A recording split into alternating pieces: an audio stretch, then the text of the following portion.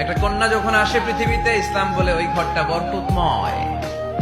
এরপর যখন বড় হতে শুরু করে, ইসলাম বলে বাবা যদি এই মেয়েকে ভালো পাত্রের হাতে তুলে দেয়, বাবার জন্য জান্নাতের দরজাকে খুলে দেয় কে? তারপর সে যখন কারো বধূ হয়ে কারো ঘরে যায়, ইসলাম বলে খয়রুকুম খয়রুকুম লি আহলিহি, তোমাদের মধ্যে ওই ব্যক্তি আল্লাহর কাছে সেরা যে তার স্ত্রীর কাছে সেরা। কার কাছে সেরা? আপনি আল্লাহর কাছে পছন্দনীয় হতে হলে আগে আপনার স্ত্রীর কাছে পছন্দনীয় হতে হবে। আপনার স্ত্রী যদি আপনার A+ দেয়, আপনি আল্লাহর কাছেও, কথা বুঝে নাই বোধহয়। আপনার বউ যদি আপনারা দেয় A+, আল্লাহ দিবে কি? আপনার স্ত্রী যদি আপনারা দেয় A-, আল্লাহ দিবে কি?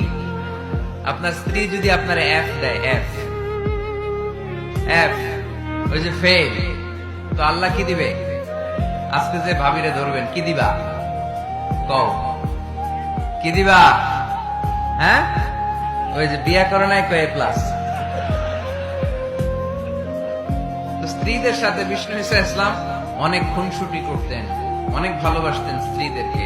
আম্মাজান খাদিজাতুল কুবরা আত-তাহেরা রাদিয়াল্লাহু তাআলা আনহাকে বিষ্ণু ঈসা ইসলাম এত ভালোবাসতেন, তিনি বলতেন রুজিকতু হুব্বাহা, আমি খাদিজার ভালোবাসাকে আল্লাহর পক্ষ থেকে রিজিক হিসেবে পেয়েছি। খাদিজাতুল কুবরা আত-তাহেরা রাদিয়াল্লাহু তাআলা আনহার ইন্তেকালের পরে উনি খাদিজাতুল কুবরা আত-তাহেরা রাদিয়াল্লাহু তাআলা আনহার বান্ধবীদের বাড়িতে কুরবানির গোশত হাদিয়া পাঠাতেন। আম্মাজান আয়েশার সামনে যখন তিনি বলতেন যে খাদিজা এমন ছিল, এমন ছিল, এমন ছিল, আম্মাজান আয়েশা রাদিয়াল্লাহু তাআলা আনহা রেগে যেতেন, বলতেন আমরা কত সুন্দরী, আমাদের কথা কন না কেন? ওই যে কত আগে আপনার প্রথম স্ত্রী, শুধু তার কথা বলেন কেন? বিষ্ণু বলতেন খাদিজা আমার দুঃখের দিনের সঙ্গিনী, তোমরা আমার সুখের দিনের সঙ্গিনী। সুবহানাল্লাহ। একটা নারীকে আল্লাহ তাআলা আরশের উপর থেকে সালাম জানিয়েছেন, ওই নারীটার নাম হচ্ছে খাদিজা।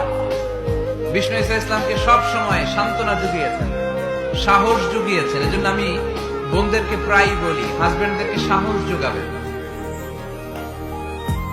স্বয়ং আল্লাহ তাআলা সাইয়েদনা জিবরাইল মারফত জানিয়ে দিলেন, ও নবী বাশশিরু খাদিজাতা বাইতান ফিল জান্নাহ, আপনি আপনার স্ত্রী খাদিজাকে এমন একটা জান্নাতের ঘরের সুসংবাদ দেন যেটা মণি, মুক্তা, ডায়মন্ড, সাফায়ার স্টোন দিয়ে তৈরি, যে জান্নাতের ভেতরে কোনো আওয়াজ নাই, নয়েজ নাই, চিৎকার নাই, হই হুল্লোড় নাই। সুবহানাল্লাহ পড়েন। এর কারণ সাইয়েদনা খাদিজাতুল কুবরা রাদিয়াল্লাহু তাআলা আনহা বিশ্বনবীর জন্য ওনার ঘরটাকে এরকম ঠান্ডা পরিবেশের